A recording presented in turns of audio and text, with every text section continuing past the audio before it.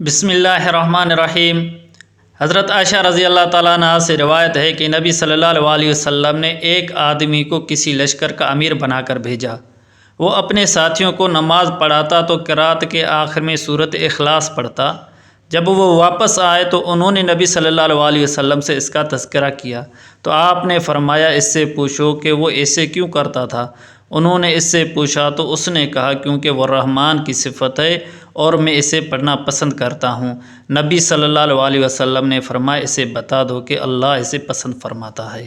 دوسری حدیث مبارکہ میں ہے، حضرت انس رضی اللہ تعالیٰ عنہ بیان کرتے ہیں، ایک آدمی نے عرض کیا، اللہ کے رسول، میں سورہ اخلاص سے محبت کرتا ہوں۔ آپ نے فرمایا، بے شک تمہاری اس سے محبت ہی تمہیں جنت میں لے جائے گی۔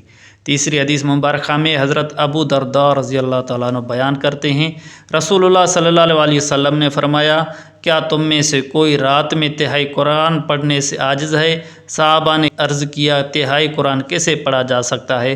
آپ صلی اللہ علیہ وسلم نے فرمایا، سورۃ اخلاص تہائی قرآن کے برابر ہے۔